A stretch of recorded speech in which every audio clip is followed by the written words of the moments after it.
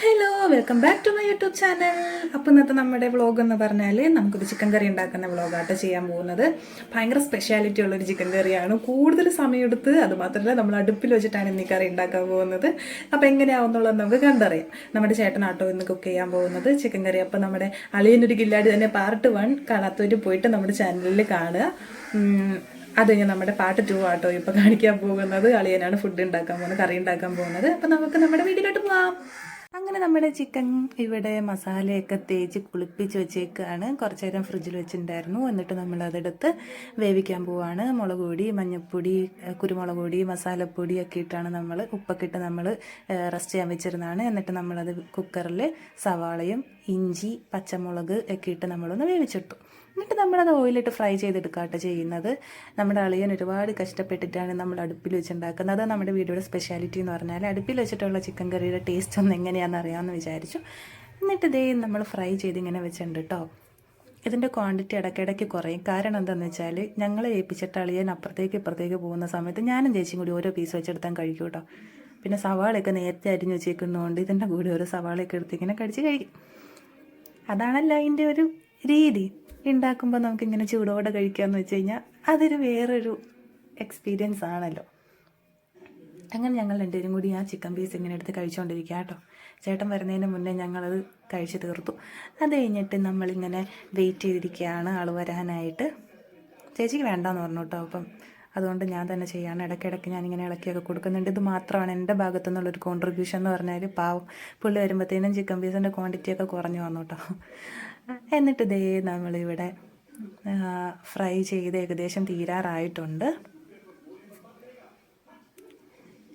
ഇനിയാണ് നമ്മൾ കറി ഉണ്ടാക്കാൻ പോകുന്നത്. ദേ നമ്മുടെ ചേട്ടൻ സവാളയൊക്കെ ഇട്ട് ഈ സവാളയുടെ കൂടെ തന്നെ നമ്മൾ ഇഞ്ചിയും അതുപോലെ തന്നെ വെളുത്തുള്ളിയും ചേർക്കും കേട്ടോ. എന്നിട്ട് നന്നായിട്ട് വഴച്ചെടുക്കുകയാണ് ചെയ്യേണ്ടത്. അളിയൻ നല്ലൊരു കുക്കാട്ടോ. അളിയൻ എന്ത് ഫുഡ് ഉണ്ടാക്കിയാലും അതിന് നല്ലൊരു അടിപൊളി ടേസ്റ്റാണ്. ഒന്നും പറയില്ല, നല്ല ടേസ്റ്റ് ആൾ എന്തുണ്ടാക്കിയാലും. അപ്പോൾ അതുകൊണ്ട് തന്നെ ഇവിടെ എന്തെങ്കിലും നമ്മുടെ വീട്ടിൽ എന്തെങ്കിലും സ്പെഷ്യലൊക്കെ മേടിക്കുമ്പോൾ അളിയൻ ഉണ്ടെങ്കിൽ നമ്മൾ അളിയനെ കൊണ്ടാട്ടോ വെപ്പിക്കുന്നത്. ഇതിൻ്റെ ഏറ്റവും വലിയ ടാസ്ക് എന്ന് പറഞ്ഞാൽ ഈ മഴയുള്ള സമയത്ത് ഈ വിറക് ഇങ്ങനെ ഊതി കത്തിക്കുക എന്നുള്ളതാണ് ഏറ്റവും വലിയ ടാസ്ക്. അത് പുള്ളി വളരെ ഭംഗിയായിട്ട് ചെയ്യുന്നുണ്ട് കേട്ടോ. പിന്നെ അത് മാത്രമല്ല നമ്മുടെ ഈ ഒരു പാചക കലവിരുതിനിടയിൽ നമ്മുടെ അടുക്കളയുടെ കോലം മാറുന്നതും നമുക്ക് പയ്യെ കാണാൻ പറ്റും. പിന്നെ നമ്മുടെ സവാളയും ഇഞ്ചിയും വെളുത്തുള്ളിയൊക്കെ നന്നായിട്ട് വഴണ്ടിങ്ങനെ വരുന്നുണ്ട്. എനിക്കാണെങ്കിൽ വീഡിയോ എടുക്കാൻ ഭയങ്കര പാടാട്ടോ. ഗ്രില്ലിൻ്റെ അപ്പുറം ഇപ്പുറമൊക്കെ നിന്നിട്ട് അതിൻ്റെ ഇടയിൽ നല്ല മഴയുണ്ട് കേട്ടോ. അപ്പം മഴയുള്ള സമയത്ത് ഇങ്ങനെ ചിക്കൻ കറിയൊക്കെ വെച്ച് ഞങ്ങളിങ്ങനെ വൈബടിച്ചിരിക്കുകയാണ് അകത്ത്. ഇനി നമ്മൾ ചേർക്കുന്നതെന്ന് വെച്ചാൽ മുളക് പൊടിയും മല്ലിപ്പൊടിയും ഒരു നുള്ളു മഞ്ഞൾപ്പൊടിയും കൂടി ഇട്ടൊന്ന് വറുത്തെടുക്കും നമ്മൾ. എന്നിട്ട് നമ്മൾ അത് ഈ സവാളയിലേക്ക് ആഡ് ചെയ്ത് കൊടുക്കുകയാണ് ചെയ്യുന്നത്. നമ്മളല്ലാത്ത സെപ്പറേറ്റ് മസാലകളൊന്നും ചേർക്കുന്നില്ല കേട്ടോ.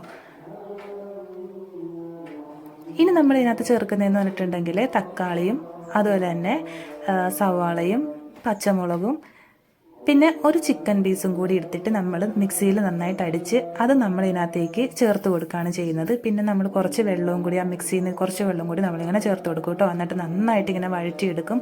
നന്നായിട്ട് അതിൻ്റെ കളറൊക്കെ മാറി നല്ല ഡാർക്ക് ബ്രൗൺ കളറാവുന്നവരെ നമ്മൾ വഴറ്റിയെടുക്കും. ഇപ്പം അതിൻ്റെ സവാളയുടെ ക്വാണ്ടിറ്റി നോക്കി, നമ്മളൊരു ചട്ടിയിൽ നിറച്ച് സവാള ഇട്ടേ. ഇപ്പം അതിൻ്റെ ക്വാണ്ടിറ്റി നോക്കി. അപ്പോൾ അതുപോലെ അത്രയും ഡീപ്പായിട്ട് നമ്മളിങ്ങനെ വഴറ്റിയെടുക്കും കേട്ടോ. ഇനി നമ്മുടെ അടുത്ത ടാസ്ക് എന്ന് പറഞ്ഞിട്ടുണ്ടെങ്കിൽ ചിക്കൻ ആഡ് ചെയ്യുക എന്നുള്ളതാണ്, ചിക്കൻ പീസ് ആഡ് ചെയ്യുക എന്നുള്ളതാണ്. അപ്പം നമ്മൾ അതിനുവേണ്ടി വെയിറ്റ് ചെയ്തിരിക്കുക കേട്ടോ. എപ്പോഴാണ് ചിക്കൻ ഇടുന്നേ നോക്കിയിട്ട്. അളിയൻ ആ ഒരു പ്രൊഫഷണലിസം കൈവിടാതെ കംപ്ലീറ്റ് ഇങ്ങനെ ചെയ്തുകൊണ്ടിരിക്കുക കേട്ടോ. അതിൻ്റെ ഇടയിൽ കൂടി തീയൊക്കെ കെട്ടുപോകുന്നുണ്ട്, ആളത് കത്തിക്കുന്നുണ്ട്. അപ്പം നമ്മളെ കൊണ്ടൊന്നും ചെയ്യിപ്പിച്ചിട്ടില്ല കേട്ടോ. ആളൊറ്റയ്ക്കാണ് ഇതൊക്കെ ചെയ്തേക്കുന്നത്.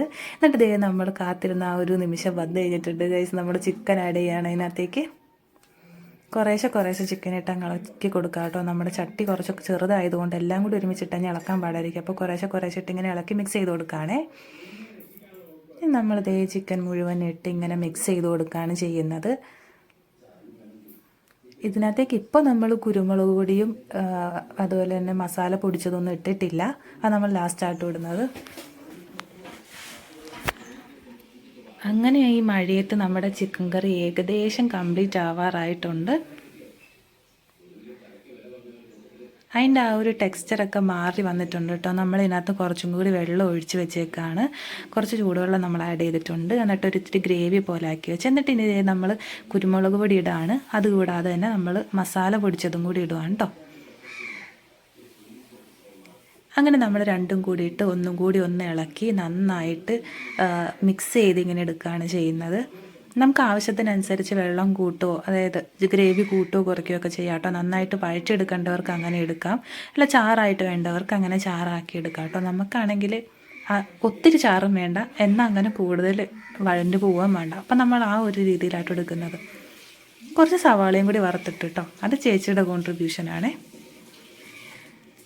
ഇനി ഇത് നന്നായിട്ടിരുന്ന് ആ വെള്ളമൊക്കെ ആ എണ്ണയൊക്കെ ഇങ്ങനെ തെളിഞ്ഞ് വരുന്ന രീതിയിലാകും. വെള്ളമൊക്കെ വറ്റും നന്നായിട്ട്. അതിൻ്റെ ടേസ്റ്റ് എന്ന് പറയുന്നതൊന്നും വേറെ തന്നെയാണ് കേട്ടോ. അതിൻ്റെ കാണുമ്പോൾ തന്നെ കൊതി വരുന്നില്ലേ ഗൈസ്? എനിക്ക് നന്നായിട്ട് വരുന്നുണ്ട്. ഞാൻ ഇങ്ങനെ വെയിറ്റ് ചെയ്തിരിക്കുകയാണ് ഇത് എപ്പോൾ എടുക്കും നോക്കാനായിട്ട്.